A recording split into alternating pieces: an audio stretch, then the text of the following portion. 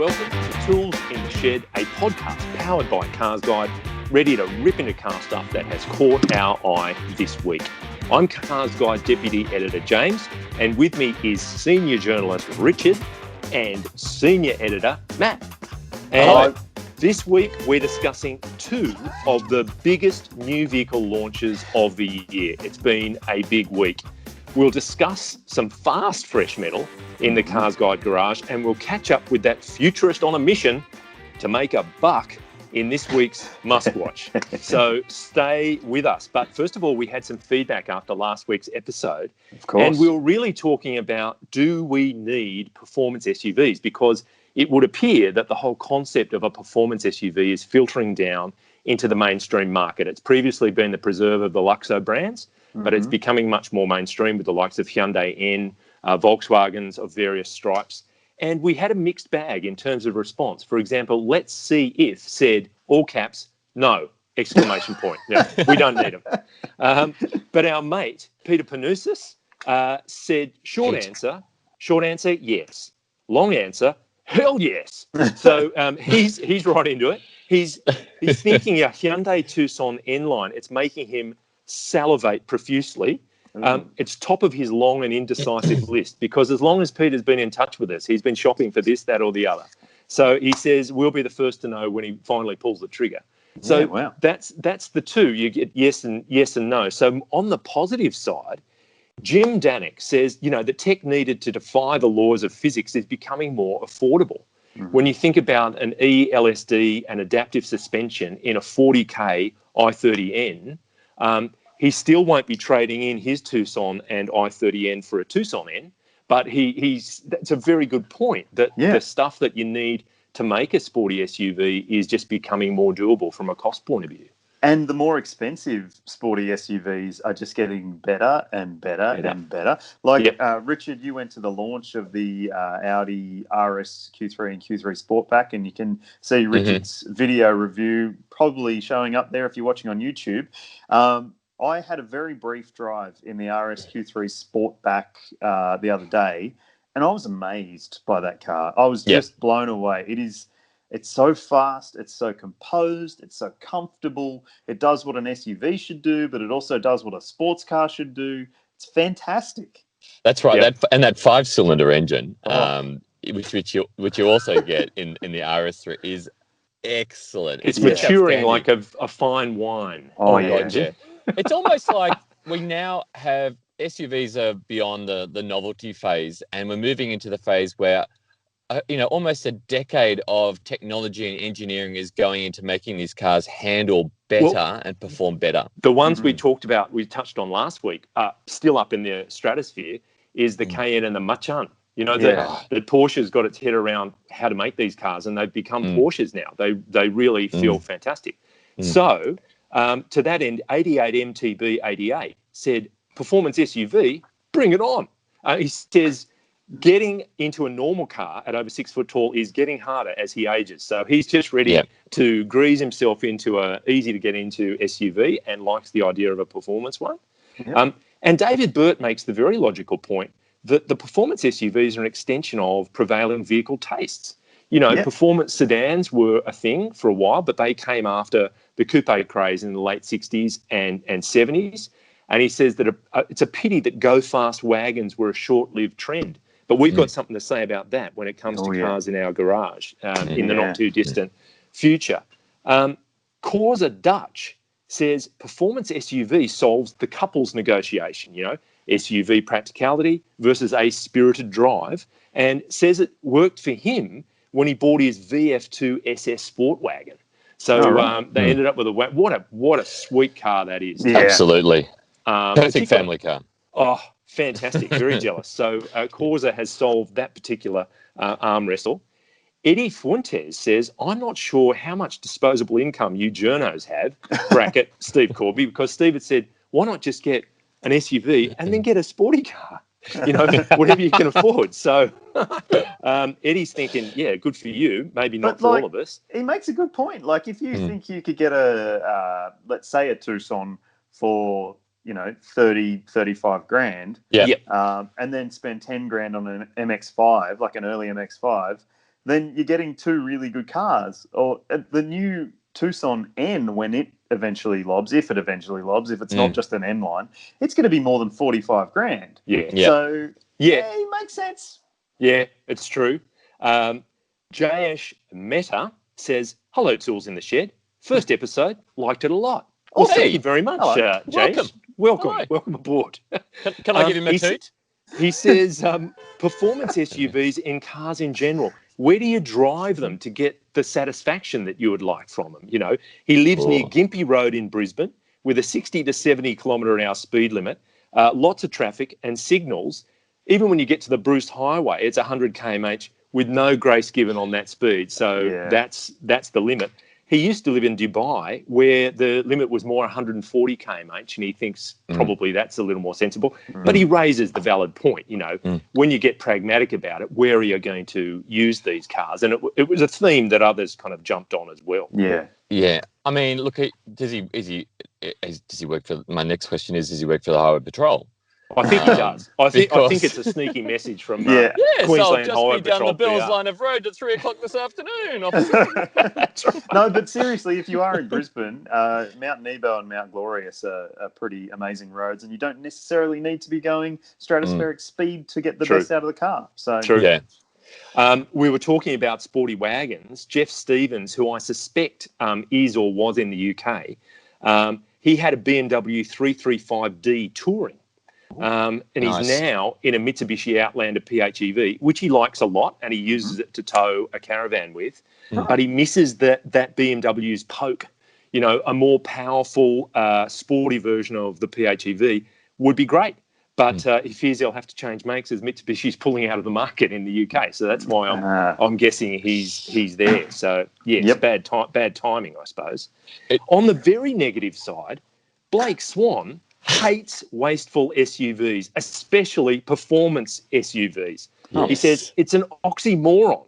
Lowered, stiffer, and they have summer sport tyres, which takes away the off-road capability, but they weigh more and they have a higher centre of gravity. So he's just saying, look, stop buying soccer mom SUVs, because I think Blake is out of the US. We've discovered that before. I do have to say, look, I am with Blake there. Look, you meet something like an RS6 Avant and you realise, wow, you've got practicality and you've got performance. You don't have that high centre of mass that you would have, you know, in an SUV. You know, it's composed far better than an SUV can be. It handles better. He's right. He's absolutely right.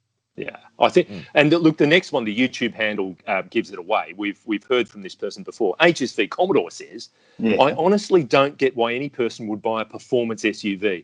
If you like driving, buy a fast sedan or fast wagon or hot hatch, right? So Oggy, no oi, oi, oi on the back of it. Oggy came back to that and said, try the Audi RS Q8. You'll then set your HSV on fire because it's worse in every possible way. Well, an RSQ8's $250,000, so it's want to be. HSV Commodore came back and said, Oggy, try the RS7. You'll burn your RSQ8 because it's better in every way. So a classic little YouTube to and fro there. We'll love but it then Teo Ryu, the Street Fighter, we've discovered before that Ryu is a Street Fighter character. Honestly, coupe-style SUVs are more hideous and disgusting than performance SUVs. So he's up the ante. He's just dead set against coupe-style SUVs, performance or not. So that kind of came in. That's where we draw a line under the feedback on that issue. But then we had TGV, the Very Fast Train. His first comment, are you guys forgetting the homegrown Ford Territory Turbo or its sister FPV Territory FX6, which were performance SUV based? Yes. So, of course, they were for more or less a mainstream market, very much the Ford product, FPV a little more premium. But, yeah, I'd forgotten about that Ford was a little way ahead of the pack. What about they produced those cars? The HSV take on the Holden Adventurer. Do you remember that? Yes. Was it a Cross 8 or something, or was there one above that, a Avalanche or something like that? They did a Crewman as well. The Avalanche, but they were ahead of the time. Pretty ugly though, by recollection. No, not at all. The Crewman was a bit fugly, but in a similar vein, Lofty Visions, I love his name, Lofty Visions, says Subaru has effectively been a mainstream manufacturer of performance SUV for a long time. And he calls out the XT Forester, sadly discontinued, apparently due to low sales in the US. Glad to see there will soon be an Outback XT in Australia with the 2.4 Turbo 4 from the Ascent. Any news on the release date? US has had them for months. And Peter Painting actually responded, and he'd been inquiring, and says Subaru says early 2021. That there are, in fact, oil leak problems with that engine in the US, which may be slowing things down. Yeah. So that's some interesting intel that I hadn't heard, for one. Yeah. Wow. Now, we also touched on the worst cities in the world to drive in. I actually nominated the island of Crete as being pretty bad. I had been driving there, much to my horror, in an old school Seat Marbella, and seriously, my significant other and I were lucky to walk away from that one. But TGV, the very fast train, came back with a second comment and said, as for worst city to drive in, St. Petersburg, Russian Federation, which is amazing. And John Schroeder said, comrade, did you enjoy the sights? He then cites Napoli, as in Naples, as having a rare breed of lunatic, closely followed by some of the country roads in Portugal. I haven't been on country roads in Portugal, I must say. I have. Rural Italy, much of Italy, driving is a bit of a contact sport. So you do take your life in your own hands. But Stephen just simply says Tasmania has the worst drivers. So, wow. He's got an axe to grind there. I disagree. I think Tasmanian drivers are pretty good. Well, they've got some of the best roads in the world. Do they ever? They do. They drive very fast in Tasmania as well, I've noticed. And the speed limit is just a serving suggestion. I've been doing the speed limit and had like a farmer go, wrong. Well, witness Target Tasmania is such a fantastic event, and it takes advantage of those wonderful roads that are down there. Driving Holiday takes on a slightly different hue when you're in Tasmania. Big time. Then in terms of general feedback, Grudland74 said, I think it was the second time he came in, we were talking about charging issues when you've got an electric vehicle and you live on a street parking, you've got no way of charging the thing at home. You have to be looking for other chargers. And he said the same charging issues were in the London suburbs. Charging points were then put inside street lights or parking meters. Instead of charging for parking, they allowed you to charge your electric vehicle on the understanding that you wouldn't be shopping for long. So that was the deal. Car companies charging extra dollars for Type 2 cables, because Tom White last week had noted that on the GLC 300E, Merck charges you $540 for a Type 2 cable. It's an option. Really? And Grudland74 quite rightly says, well, that's making it harder for EVs to get off the ground when you're starting to, charge extra for what you would think are fundamental things like that. Yeah, definitely. There is a guy, now I'm out the front in our family car, and there's a guy like 3 doors down, and they've just bought themselves a Tesla. It's a Model S, and they park it on the side of the road because they've got off-street parking, but it's a tiny little driveway. They've got no way of charging it. So I don't know whether, he drives to work and charges it there, but it's always on the street. So Steve Corby made the point last week that he lives in Balmain, an inner city suburb in Sydney. And he said people are buying Teslas hand over fist, and he's got no idea how they're charging them at home. They maybe haven't thought it through because it's just not easy to do. I think that maybe you're right, Richard. I think a lot of people do actually drive to work and charge at work. And if you've got the money to buy a $150,000 Tesla, then there's a good chance that you've got a parking space at work and a power point nearby. So Yes. Now, Ghulam Dustgear chucked us another 16 thumbs up emojis for this week. So the Dustgear thumbs up tally, which I call the D-Tut, is now at 34. We've had 34 thumbs up from Ghulam, so thank you very much. We'll keep an eye on that. Hammer Rocks finished us off with, I just read Matt Campbell's article about Land Rover losing the court case to stop Ineos building the Grenadier due to a breach of intellectual property. Is the judge serious? Must have a deposit on one, just saying. And I've got to agree with him. Blind Freddie could see that is a Defender in a slightly different guise. There's nothing, I agree with him totally, that you would mistake it for. Yeah, but can you trademark the shape of a car? I'd say so. On the basis of that court case, no. Yeah, but you probably should be able to. Yeah, but I think it comes down to the finer details. Like, you can tell the Ineos it's a wider car. It's got different proportions. Sure, it is boxy, but so is a Jimny, so is a G-Wagon, so is a Jeep. Can I just butt in there? Okay, buy that then. Imagine if somebody came up with a car which was the exact same shape as a 911. Yeah, that there wouldn't would work. be Well, strife, I think right? famously, wasn't it the Landwind that was a complete rip-off of the Evoque? And Yes. JLR had a win there. So I suppose to answer the question, you can, if it's close enough. So to your point, M4, there must have just been these differences such that a court said, nah, not the same. But there was something the same as the 911. The original New Beetle was the same, right? Well, right? I mean, it's same company, actually. So what are they going to do? Yeah, I suppose. Themselves? Yeah. That's when you get your interdepartmental silos. That's when it really doesn't work, when they're starting to sue each other. But this week, as I mentioned earlier, has been pretty huge because we've had two very significant launches of new product. Both of them utes or pickups, if you're listening to us in North America and other markets. Very important in Australia.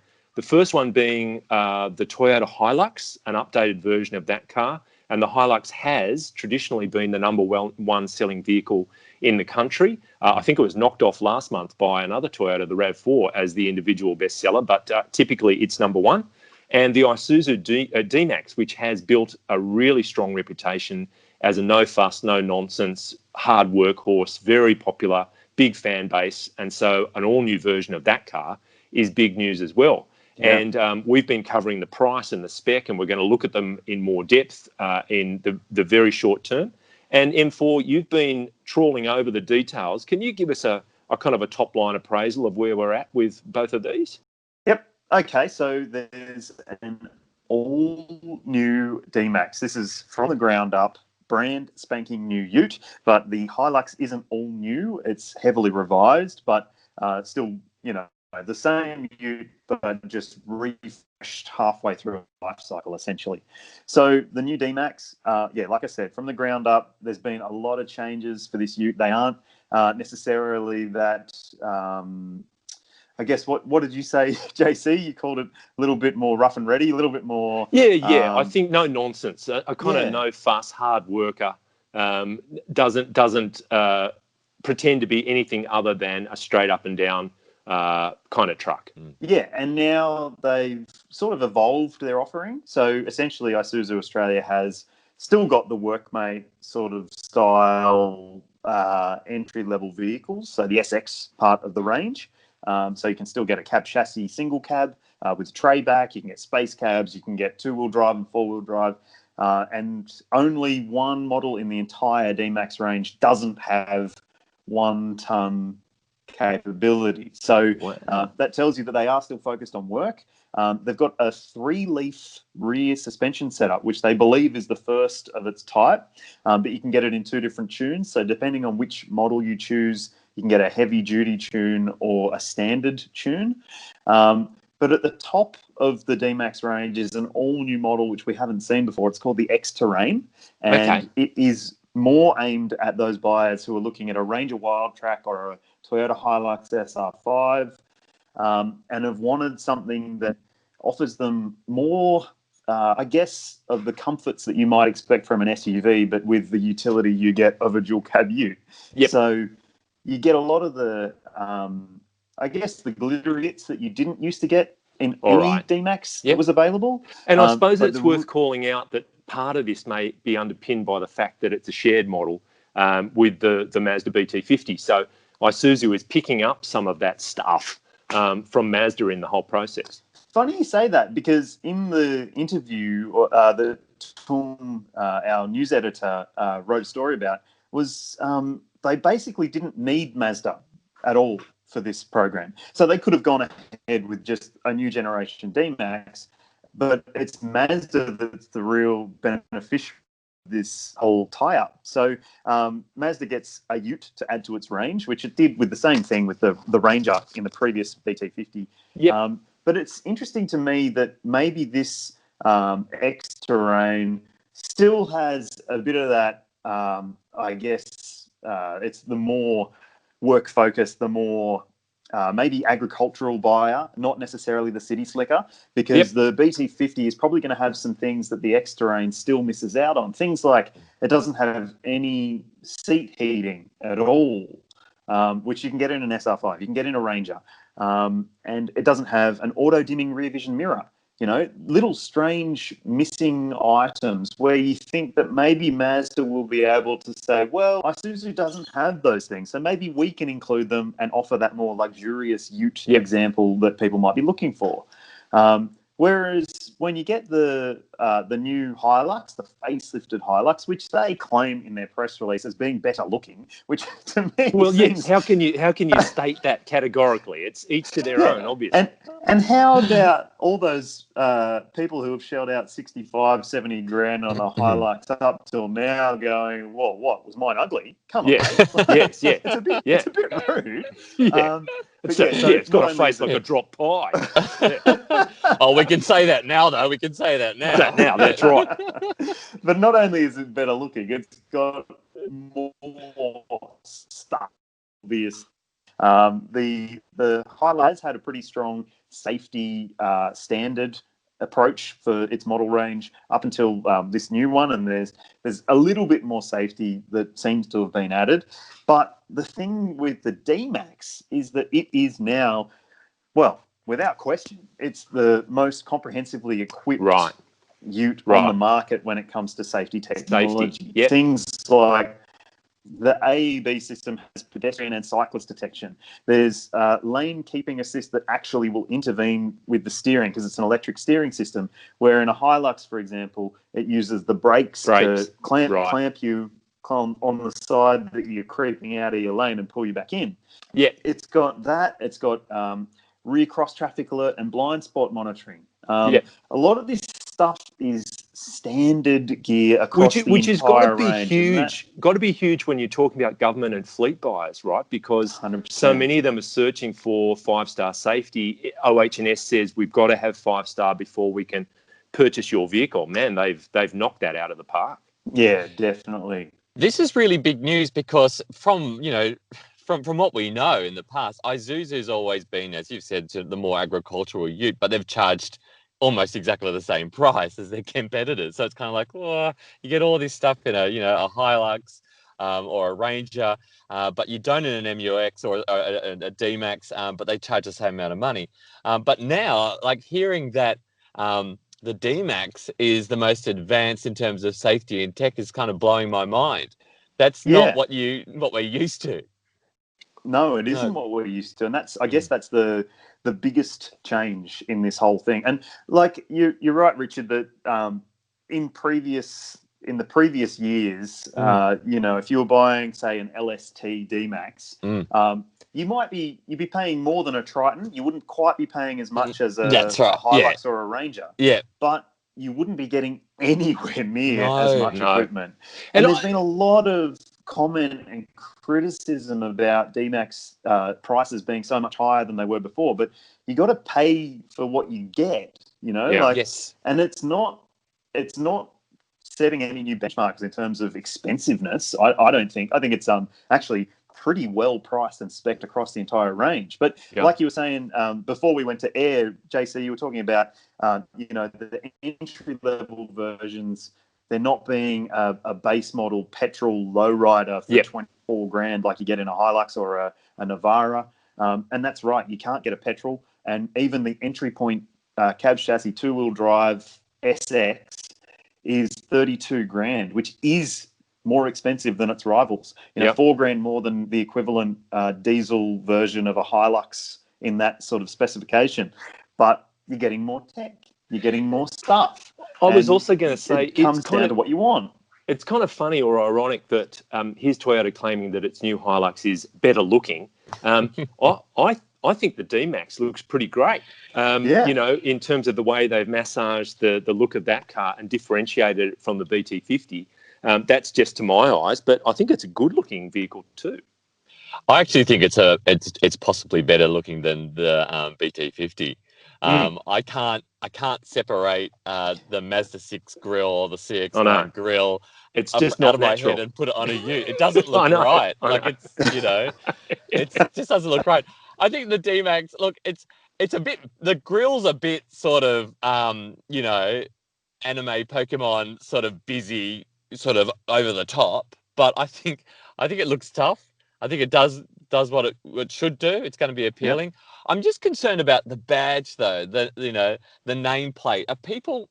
Who buys an Isuzu DMax? Are they the same buyer as a HiLux? Or? I don't know about you guys, but anyone I've come into contact, so this is obviously a very scientific survey, but anyone that I've come into contact with that has an Isuzu DMax is a fairly pragmatic, straight up and down person. They consciously don't want a flashy vehicle. Yes. They want something that is going to get the job done. Yes. And so they'll still cater for those people, but maybe they're just trying to rope in a few others and grow the elasticity of the Isuzu badge. How far can that brand kind of grow out into other parts of the market? That'll be tested by this car for sure. And this is the thing. The Isuzu brand means so much to the people who have owned one. Yep. Now it's a matter of getting people in that haven't owned one yet. Yep. And that's exactly what they said at the presentation event that they held a couple of days ago, that it is important for them to try and lure in people who might be looking at a Ranger or a HiLux, or maybe have had a less than great experience in any new ute and are looking to change brands for something different. But Richard, I just can't wait for the Thailand market to offer up some alternatives to the grills, because you just know, like, if you look at how many different faces you can put on, for example, a Ranger in Australia, but there is already, like, this car's been on sale in Thailand for 9 months already. So there's already stuff out there to make your DMax stand out if you don't think it stands out enough already. Well, what I would say is I don't think there are any negatives around the Isuzu brand. It's not as if they're trying to battle a bad reputation. No, I think they've got a very strong reputation, and they're just trying to grow it into a slightly different part of the market. I don't see that as insurmountable at all. Yeah, no, I was just wondering if there might have been a bit of brand snobbery, but I mean, if anything, there shouldn't be, because I mean, what I find appealing about that brand is that they only make trucks and utes, and that's all they do. They don't make, and an SUV, which is based on the DMax. They don't make sports cars. They don't make, small hatchbacks. They don't make sedans. So their concentration is pretty well focused on just doing one thing right. So I reckon that's kind of appealing in terms of It's interesting. reliability.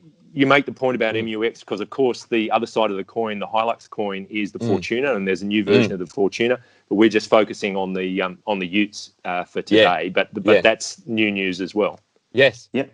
And there wasn't much to say about the next generation MUX at the launch.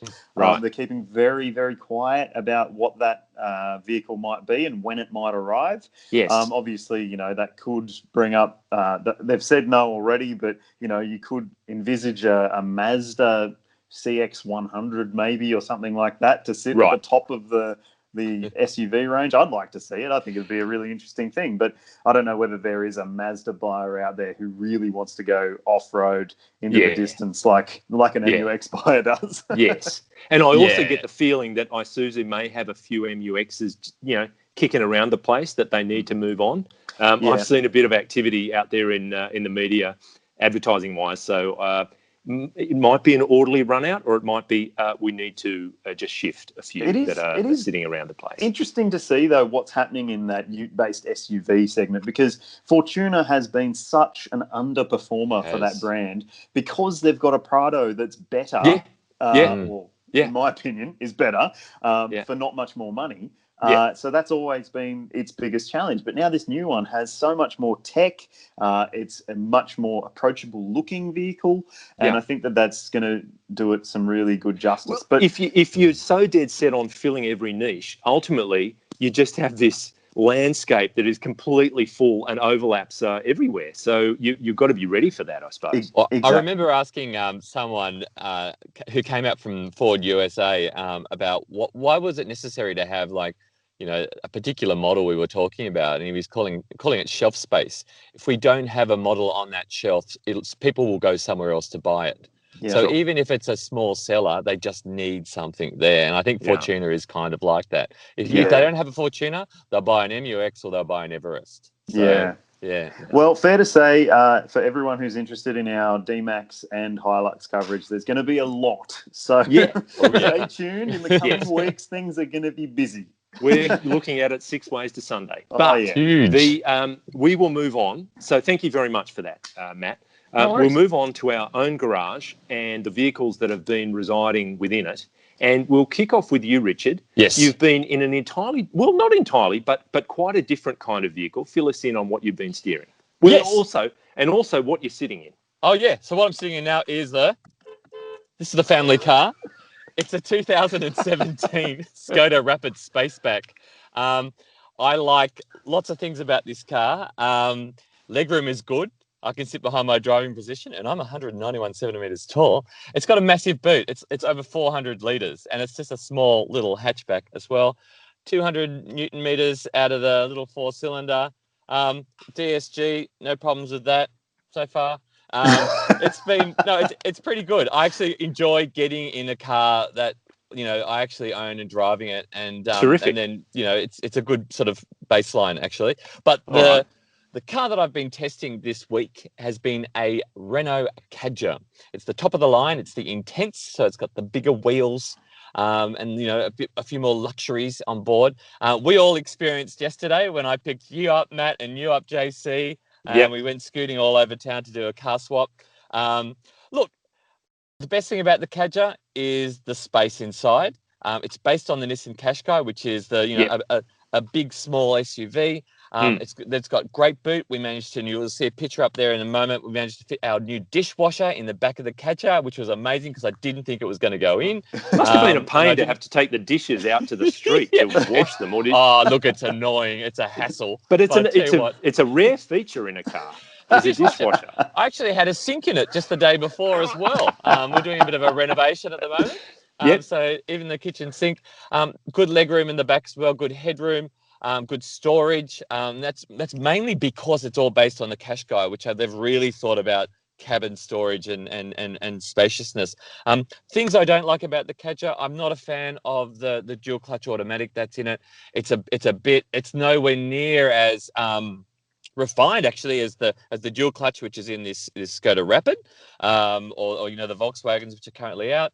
Another thing as well, there's a lot of turbo lag. So you just we experienced that. Yes, you have this delay, and then so you've got no acceleration initially, and then you've got this like slingshot effect that it catches on like about 10 seconds after you needed it, and you look like a lunatic driving it sometimes. All right. But we also noticed the odd squeak here and there where we look, there were a few rattles, little bumps and things. It's always a little bit of a concern when a brand new car with about 900 kilometers on the clock has a few rattles and bumps, because you just know over time they're going to turn into probably, foreseeably, bigger issues. Yeah. But apart from that, the French, what Renault does really well is they take already a pretty bloody good car from Nissan, and they actually make it really good looking. And we've seen that with the Koleos. They've managed to turn, the X-Trail, which is not too ugly, into something which is stunning in the Koleos. And and I reckon they've pretty much achieved that with the Kadjar as well. They know how to do it. Oh, and as well, when you turn the car on, there's this little song that comes on, and a voice which goes, oh. and it's a bit sort of, it's a nice touch. It's very French, But that was the Renault Kadjar. Super, fantastic. Now, should also mention though that Kadjar is not long for this. Well, not long for Australia. That's finishing up next year to be replaced by the Arcana, which if you hate coupe style SUVs, you're not going to like it. Like that one. Yes. Yeah. Oh, so you can't get the Rapid Spaceback anymore. It's now the Scala. That's right. Next up's a good one, because we all in our own way have experienced these cars. Now, in the immediate past, M4, Matt, you and I shared and swapped cars Richard, you went to the launch of these cars, so we've all experienced them. One of them, I really like both of them for what it's worth, but one of them a little more than the other. Matt, tell us what you drove first. So first, I drove the Audi RS7 Sportback, the new generation version, which is glorious. Now, a little bit of trivia. Up here behind me, you'll see a sketch by an Audi designer. It was actually by the designer of the new generation Audi A7. So essentially, I have a sketch of the car I was driving this week, which is cool. Mate, that's your superannuation right there. I was going to say. That's only going to appreciate over time. And you are sitting in the pool room too. That's right. And, the $7 that I spent on the frame for it just suggests how much I'm invested in it. It's amazing what chemists sell these days, isn't it? Frames, key rings, jelly beans. Packets of just black jelly beans. What? What? Yeah, that's a thing.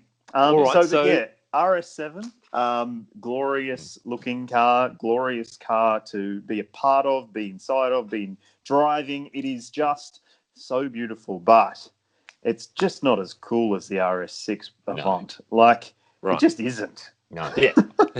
It's and not. JC, what did you think? So, well, look, they're both You went great. the other way. It's the 4-litre twin-turbo V8 for a start, which is just like this little nuclear reactor. You drop an isotope in there and the thing kind of takes off. 7-speed Tiptronic and all-wheel drive, of course, with the Quattro system.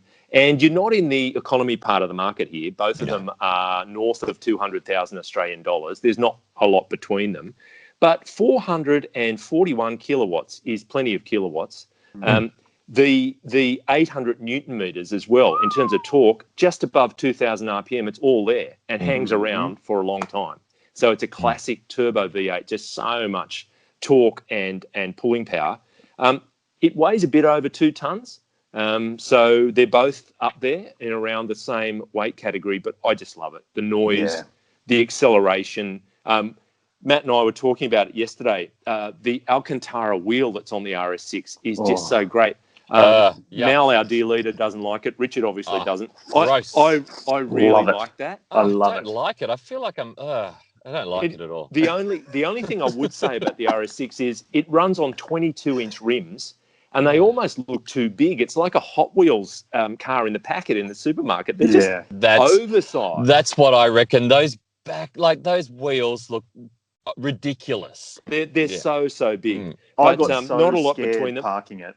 I got so scared. I reverse parallel parked the RS6, and I was a good, 50 centimeters from the away from. Yes. One thing I did notice in photographing the RS7, I noticed it has rear wheel steering. Richard, do you recall if that's a standard feature on the RS7, or would that be an option? Yeah, it is. It is a standard feature. What's not standard though? We had the 2 different types of RS7. RS7s. We had one's got air suspension, and that is standard, and one's got the dynamic suspension, which you've got to option. Right. But the 4-wheel steering is. It's amazing, and it does point very nicely. I'm sure helped in no small part by that 4-wheel steering. The one thing I did notice, and it probably just doesn't count for these cars, but between the two of them, the RS7 had like a lighter leather seat trim, very nice, quilted, all of that, beautifully executed, as is typically the case with Audi. Yep. But you could just see where the colour of people's pants or whatever they were wearing was starting to actually come off on the leather, so it would be a constant cleaning job. True. From memory, the RS6 had a darker trim and was just much more practical. Yeah, and if you're wearing a bikini, sometimes I do. A mankini. A mankini. Yeah. Well, absolutely. On that note, we'll move on and head to MuskWatch. It's time for MuskWatch.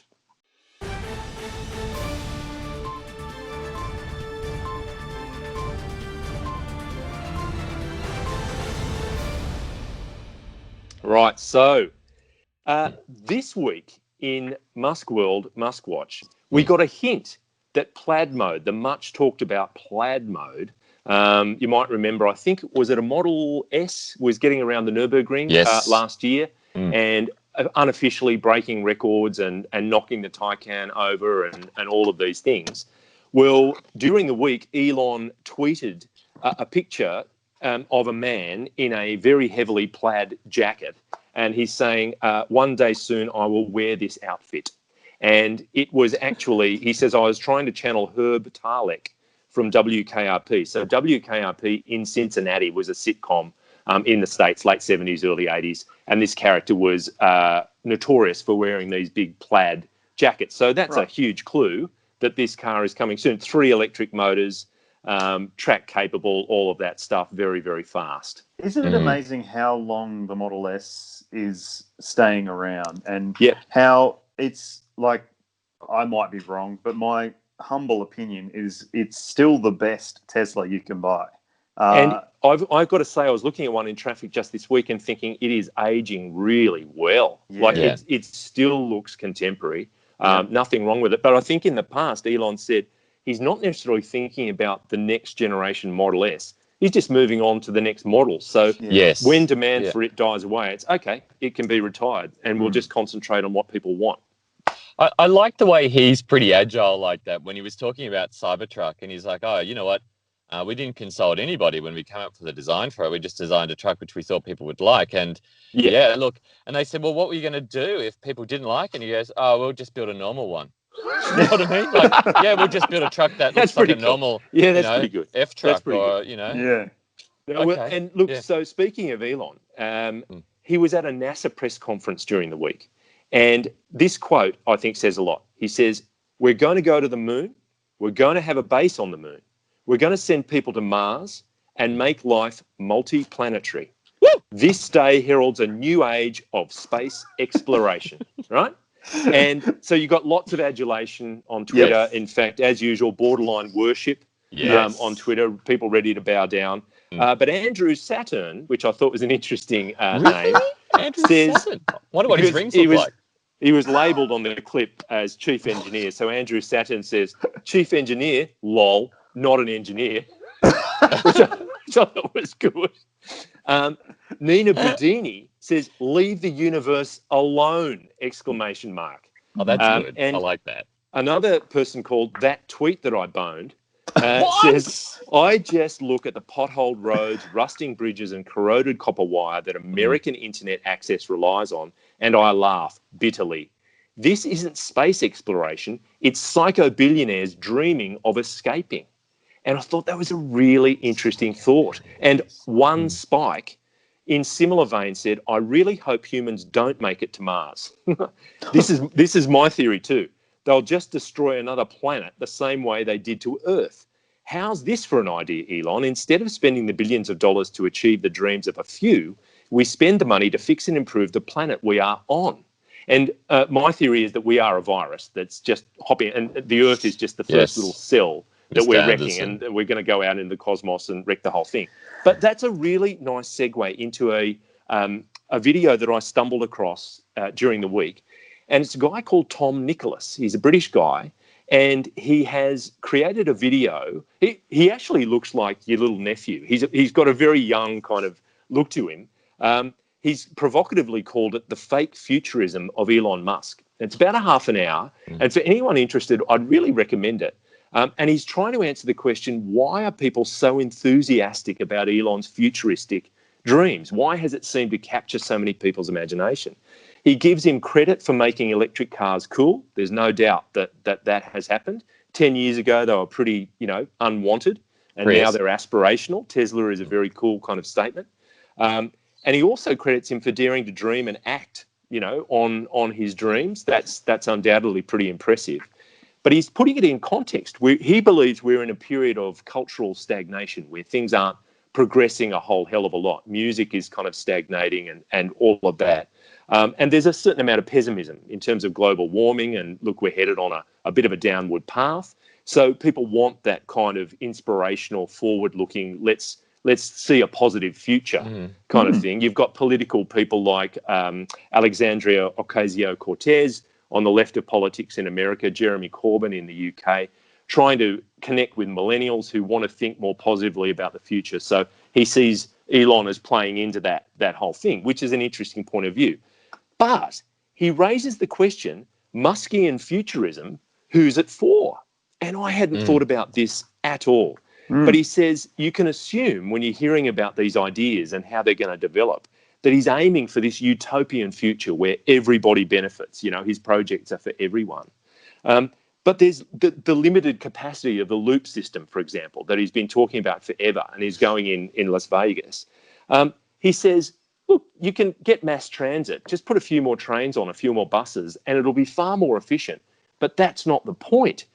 It's actually the limitation. It's a feature.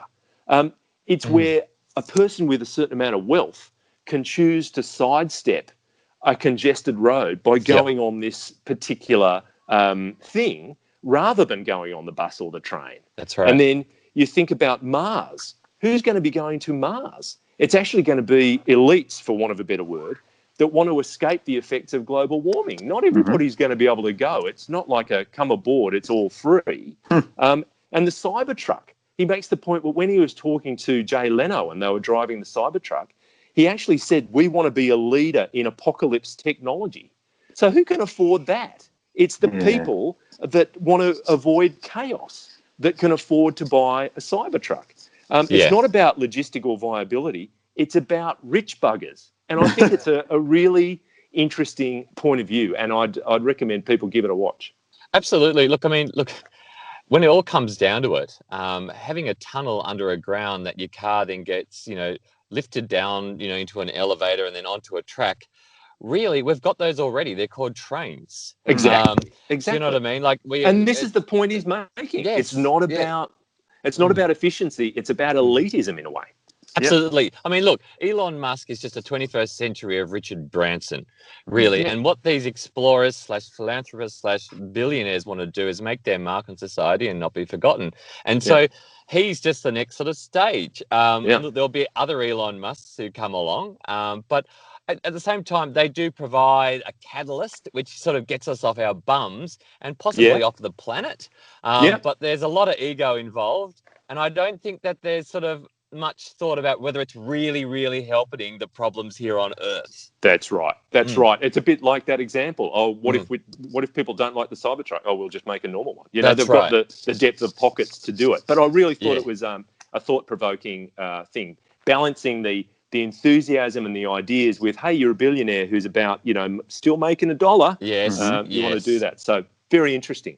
And look, speaking of dollars, the share price is at $1,621 a share. Wow. And it was $14.89 last week. So it's gone up appreciably. And that was, in fact, the high water mark for the week. Yeah. So what's happening, though, is Tesla is going to split its stock. I wasn't familiar with this, so I did a little bit of digging. And when a share price reaches a certain threshold, typically a company will split the stock so that it's more affordable for retail investors to actually acquire. So it's not as if the valuation of the company is any different. The pool of money that's out there held in shares is still the same. It's just you're splitting them up, and in this case, in fifths. So each Tesla share will be split in 5. So what you get is a $324 share instead of a $1,621 share. So your mum and dad investors can go, yeah, I can afford a bit of that, and they're encouraged into the stock a little more. Maybe they've been listening to us, JC, about all going in on a share, just the one share. Well, now I'll just want one to myself, thanks. What's the cheapest one I can buy? Exactly. Yeah. So in The Guardian, Patrick Collinson wrote a piece about it and said, look, the total dollar value of a company should remain the same compared to the pre-split amount, but logic left the Tesla share price long ago. So I thought that was a nice play. So people are, and that's what's caused the boost, is that people are more encouraged into the stock because it seems more palatable or attainable financially.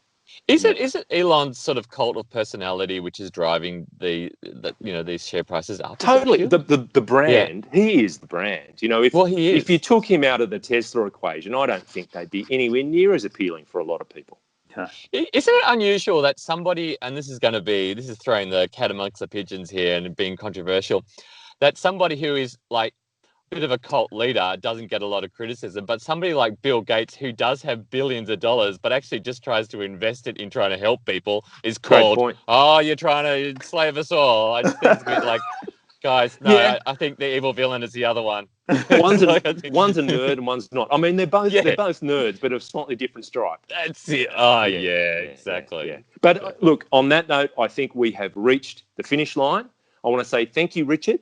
Thank you. And thank you, Matt. Thank you. And thanks to our digital demigod, director of light bulb moments and trigonometry evangelist, Mr. Pritchard, for his production awesomeness. Today, he's wearing a T-shirt saying, Ringmaster of the Shit Show, chicken nugget pants, and oil can boots. Please, amazing look. For those on YouTube, you'll be able to see.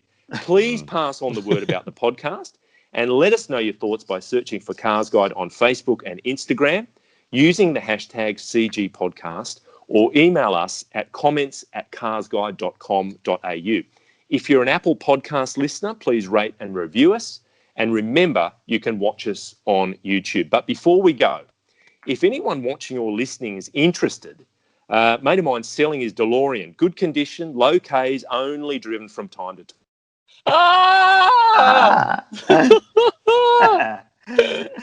Well done. Wow. That's a pretty good one, It's JC. there, you know. I'm not sure what he's asking, but yeah, only driven from time to time. How's the flux capacitor working? Fine. Plenty of banana skins. Yeah. Yes, you do need those. Yeah. I get all this because I've seen this movie. It's the one movie you've seen. Matt doesn't watch movies. Hey. There you go. That's a bit of inside information for you. What other movies have you seen, Matt? Waterworld. Oh, God. Jeez. No wonder you stopped watching movies.